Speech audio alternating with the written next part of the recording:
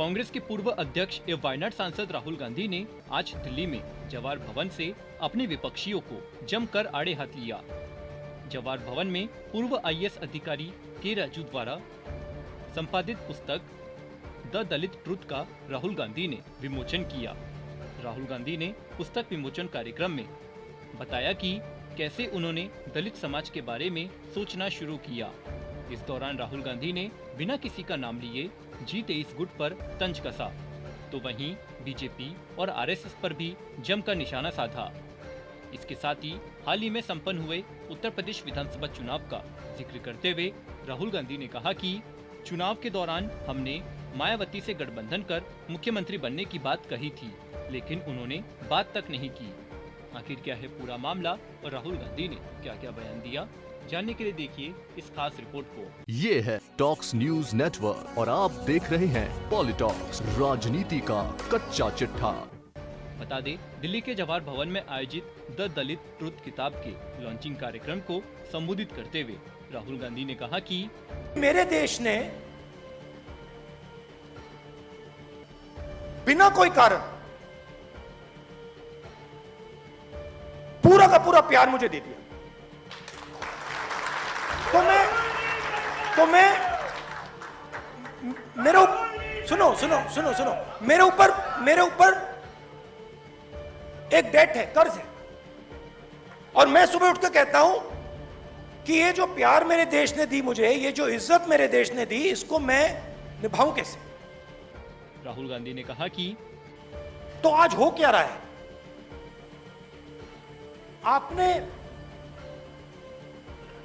Constitution की बात की।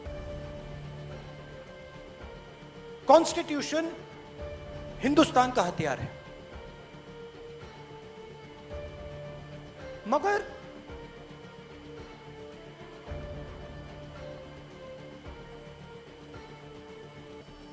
इंस्टीट्यूशन के बिना कॉन्स्टिट्यूशन का कोई मतलब नहीं। फिर से सुनिए, इंस्टीट्यूशन के बिना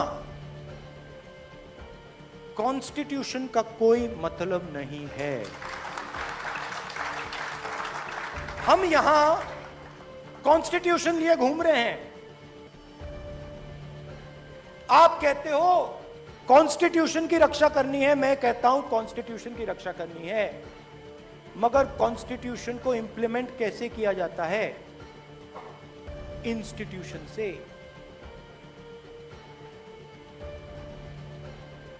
इंस्टीट्यूशन सबके सब आरएसएस के हाथ में है।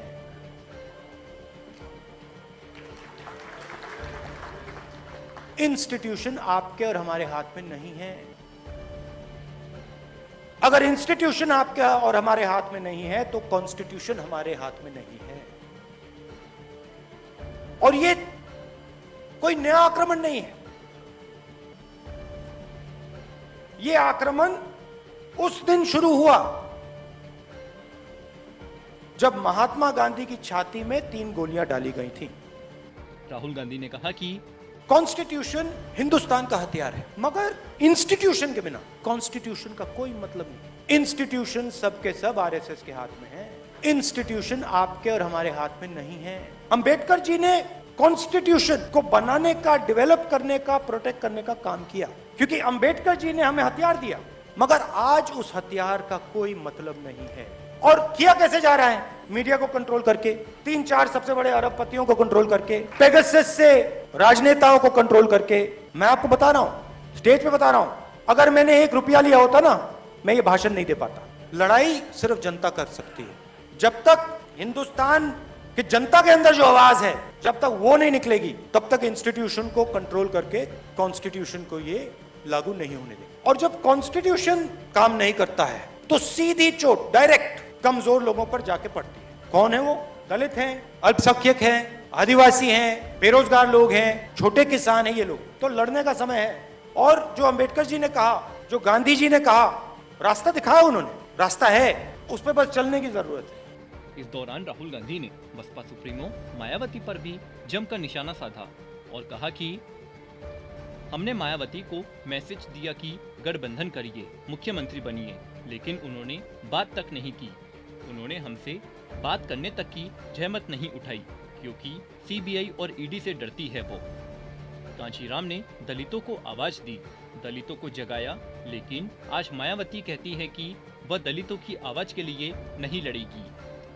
मंच से राहुल गांधी ने G23 सहित कई नेताओं पर चुटकी लेते हुए कहा कि मैं आपको बताना चाहता हूं कि जैसे जैसे आप राजनीति में आगे बढ़ते हैं, आप पाते हैं कि कई राजनेता ऐसे होते हैं जो केवल सत्ता की तलाश में रहते हैं। बहुत से नेता हैं जो सुबह उठते ही कहते हैं सत्ता कैसे मिलेगी, रात तक वे यही कहते हैं और सो जाते हैं, फिर सुबह उठ के कहते हैं कि सत्ता कैसे मिलेगी। लेकिन मैं तो खुद सत्ता के बीच में पैदा हुआ, लेकिन बड़ी अजीब सी बीमारी है कि मेरा इसमें इंटरेस्ट ही नहीं है। राहुल गांधी ने कहा कि मैं अपने देश को समझने की कोशिश कर रहा हूँ। इस कोशिश में ही मुझे पता चला कि दुनिया में एकमात्र भारत ऐसा देश है जहाँ पर छुआछूत आज भी मौजूद है। एक व्यक्ति दूसरे व्यक्ति को केवल उसकी जाति की वजह से पसंद नहीं करता। पॉलिटॉक्स ब्यूरो, दिल्ली। ये है टॉक्स न्यूज नेटवर्क और आप देख रहे हैं पॉलिटॉक्स, राजनीति का कच्चा चिट्ठा।